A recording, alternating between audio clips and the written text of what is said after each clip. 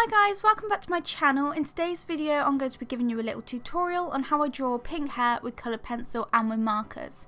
So I slowed this video down a bit just so that you can see a bit more of the process that I'm going through when I'm drawing this. The first thing that I'm going to be doing is I'm taking a pro marker called Cerise and I'm just using this to block in the entire lot of hair. So I use the fine nib first just to outline the hair and then I fill it all in with the broader nib. It doesn't really matter if this is looking patchy because we're going to be going over it with coloured pencil anyway. So this is really just to give us a nice foundation base, and it also helps soak up all the white of the paper so that when we're doing coloured pencil we don't have any white bits of the paper showing through. I really like doing marker underbases because it's really quick and it saves a lot of time when you're doing the coloured pencil because you don't have to spend lots of time blending to get rid of any white dots that are showing through.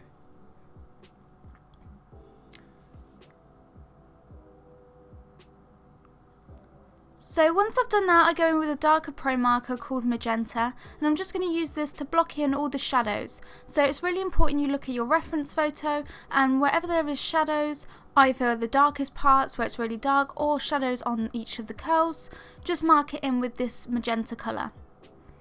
So I either block it in on the darker parts or on the curls. I will first apply this to where the shadow parts are and then I use the Cerise to blend it into where the highlights would be so that it's not such a harsh transition and it's more natural.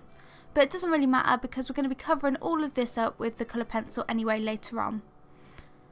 Also, it doesn't really matter if the hue is a bit off, so for example this darker magenta is much redder than it would be if this pink was like the real colour of a hairstyle.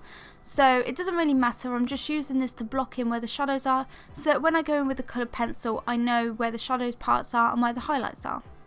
Also, when I did the sketch I did it much darker so that it shows up through those markers. So I'm just working my way throughout the entire hairstyle, and what's really important is the type of strokes that you're doing with these markers.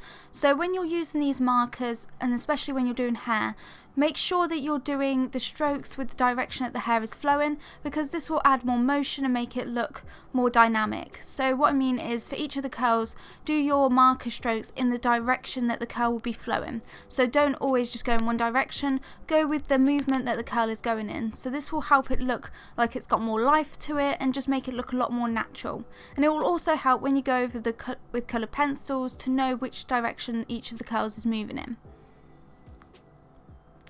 Also use varied line strokes, so as you can see some of mine are longer and some are shorter because this helps ease it into the highlights so it doesn't look such like a harsh block colour like oh this is where the shadows go to and this is the highlights. They're kind of like tapered into each other.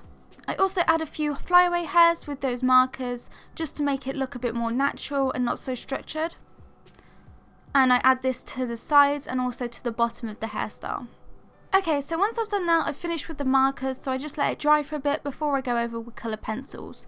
So I'll be using 5 coloured pencils today, and I'm using 2 from Caran D'ache and 3 from the Faber Castell Polychromos. So the Caran D'ache ones are hot pink and white, and the 3 ones I'm using from the Polychromos is Magenta, Fuchsia and Pink Madder Lake. If you don't have these colours in your set, it doesn't really matter, just use colours that are similar. So what's really important is that you have a white colour, a light pink colour, a mist pink colour and then a dark pink colour for the shadows. I also used a darker colour for the extreme shadows as well. So the first thing that I'm going to be doing is I'm taking my Caran D'ache pencil and I'm using the hot pink pencil and I'm just going to go throughout the entire hair and I'm just adding in where those shadows are. So I'm using the same pencil strokes as I did with the markers, so lines that flow with the motion of the hair and with the curls. And I also do different pencil strokes to help taper it into those highlights. So at the moment it looks a bit fake, but then I'll blend it in with those highlights and I'll blend them together with some midtones as well. So all that matters is you're just identifying where the shadows are. So take your time with this, really look at your reference photo and see the direction that each curl is going in, because that's really important if you want to get a realistic look. What's really important when you're doing this is to make sure that your pencil is really sharp at all times. So when you see my hand go into the bottom right corner is where I'm sharpening my pencil, so you can see that I'm doing that a lot, and it's really important so you can get those really fine strokes because you don't want really thick strokes as it won't look natural. So one thing to notice is that I'm not drawing every single strand of hair. A common misconception is that people tend to just draw lots and lots of hairs, but this makes it look quite flat and not really three-dimensional. So one thing that's really important is that hair is made of masses and clumps, rather than lots and lots of individual hairs. So it's important to look at the way that each clump is falling and the movement in each clump, rather than focusing on drawing 100,000 different hairs. And then I'm going to go over the top with some individual hairs and flyaways to break it up a bit so it doesn't look so rigid. So just look at each clump on your reference photo and focus on that clump, and don't try and break it down into loads and loads of hairs. Just look at the way the clump is moving and just focus on the movement of that and where the shadows and highlights are. So just take your time and work throughout the entirety of the hairstyle. I picked a hairstyle that had a lot of curls in because I thought it would give a lot of shadows and highlights, and also there's a lot of different movements in it, so the hair's moving in lots of different directions. So I thought this would be a really good hairstyle to use to demonstrate to you guys how to draw realistic hair. When you're applying this coloured pencil, make sure that you don't apply a lot of pressure because this will damage the tooth of the paper. So if you think that with these shadows this is not dark enough, we are going to be going in with a darker colour to get even darker shadows. So this isn't as dark as it's going to go at the moment. So don't feel that you have to apply lots of pressure to get them really dark. Make sure that you're applying hardly any pressure because you really don't want to damage the tooth of that paper, as we will be applying a lot of layers to this. So I'm just finishing off adding those shadows nearly at the end, and then the next thing that I'm going to be doing is I'm going to be adding the white Caran d'Ache Luminance colour pencil to add in the highlights. And when I do this it will look quite harsh, but I will be blending in those shadows to the highlights with some midtones as well. So before you add the highlights, make sure that your white pencil is really sharp, so just give it a sharpen, and then I'm just going in with that white pencil and I'm using the same strokes that I did with the other pencil, so lines that flow with the motion of the hair, which is really important. And I'm just looking at the reference photo, and wherever there's a highlight, so like a shine to the hair, I'm adding this coloured pencil. And like I said, it will look quite harsh and unrealistic, but we will be blending these two, like the shadows, into the highlights with some midtones later on. So I'm just establishing wherever the highlights are. Another thing that's really good about using coloured pencils over the top of markers is that they show up really opaque over the top of them, because all you've really done is stain the paper, you haven't took out any of the tooth, so it goes over the top really well. So when you're applying white coloured pencil, it just shows up as white, which is really good because you've still got that pink base, but you can really establish the highlights really easily using white coloured pencil. And what I like most is the Caran d'Ache white coloured pencil because that's really opaque, but any of the other white coloured pencils would work just the same and appear just as white. So I'm using really sharp pencil strokes, and I'm using them to kind of integrate into the shadows as well. So some will be longer to try and ease it into the shadows so that the transition isn't so harsh and it's a bit more subtle.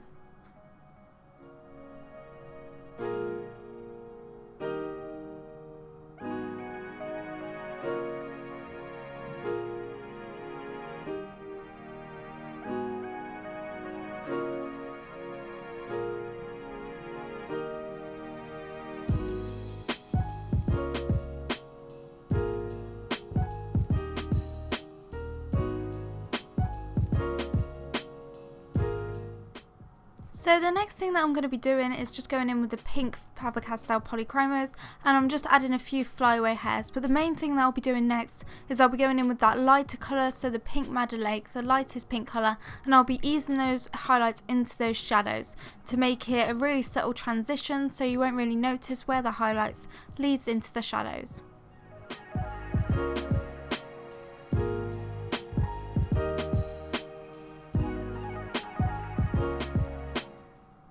Okay, so now I'm going to go in with that lighter pink colour, and I'm just using that to ease those shadows into those highlights. So I'm just using the side of this colour pencil and I'm using it to glaze those shadows into those highlights. So I'm not really applying any pressure, I'm just glazing the side of the pencil so it adds an extra layer of colour over the top where that transition between those shadows into those highlights are.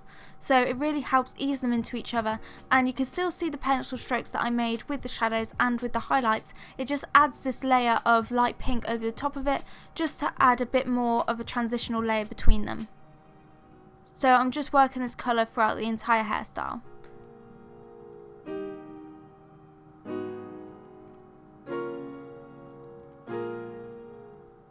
Okay, so next I'm going in with that slightly darker pink shade called Fuchsia, and I'm using this on some of the darker curls. So not every curl will be the same, some will have a bit more shadow cast on them or just be a bit darker depending on the tone of the hair. So I added some of that darker colour just to some of the curls to add a bit more depth and tone. But really look at your reference photo to see where you think you need to add this colour. So I'm just adding it on some of the shadows into the highlights on some of the curls just to darken it up a bit. But I still left some of the curls with just that pink Madder Lake and that white with the shadow as well, just to make them look a bit more highlighted and pull them to the front a bit more. But the curls that are a bit more set back into the hair and behind some of the other curls, they will have more shadow cast on them than the curls that are directly at the front of the hair. But really look at your reference photo to see which curls are towards the front and which ones are a bit more set back.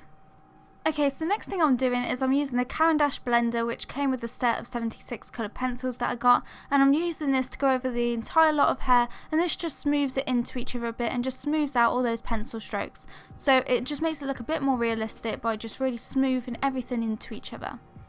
So I just finally go over that with the side of that blender, and I just use that just to smooth it all out a bit. Next thing that I'm doing is I'm going over with that hot pink again by Caran D'ache, and I'm using that to go over the shadows a bit more. So when I blended it all out a bit and added those midtones, it lightens up those shadows a bit. So I'm just going back in and re-establishing some of those shadows. But I'm not using this on all of the shadows, I'm just using it on the darker parts.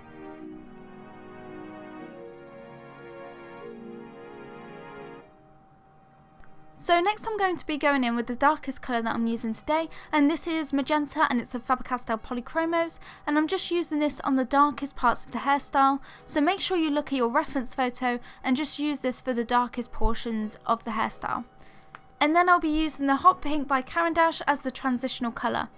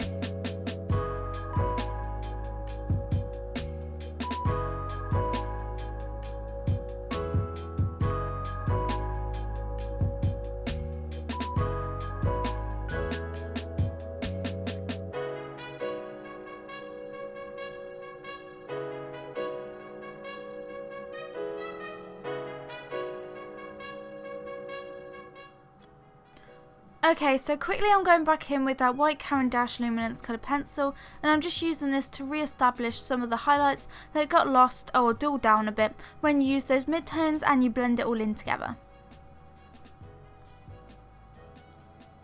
Then I'm just touching up with all the different pink colours, so I'm just adding shadows where I think they need to be and using those lighter pinks to transition from those highlights into shadows where I think I need to do that a bit more. But really I'm just touching up, I'm looking at my reference photo and making sure all the curls are the correct contrast, so the shadows are where they need to be and all the curls are the correct shadows and highlights relative to the curls next to them, so the curls that are a bit set back look a bit more shadows than the ones in front of them, for example. And then I'm just going in with those darker pinks and adding some flyaway hairs around the outside of the hairstyle. So I've made sure that this pencil is really sharp, and I'm just adding some really thin, fine hairs around this. And I'm going in all different directions so it looks really natural.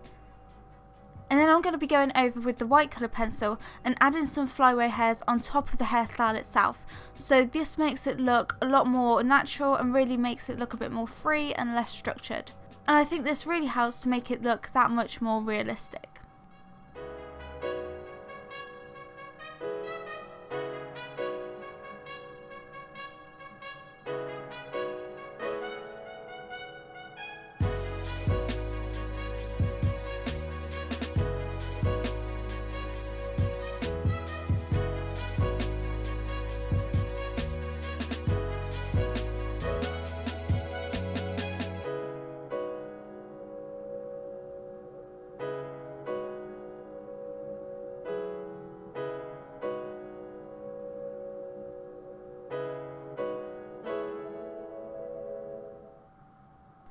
Okay, so the last thing that I'm going to be doing is totally optional, so I'm just applying a bit of white gouache with the pen towel water brush, and I'm just using the fine nib to apply some white gouache to the extreme shine and highlighted parts of the hair.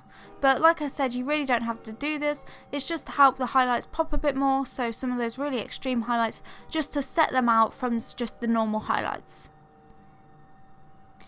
Anyway guys, that's it for this tutorial. I hope you found it useful and enjoyed it. If you did find it useful, make sure you share it and give it a like. Also, if you're new to my channel, make sure you subscribe so that you don't miss out on my future tutorials and speed drawing videos. And also, as always, I'm going to leave all my social media links in the description below. Thank you guys so much for watching, and I'll see you soon.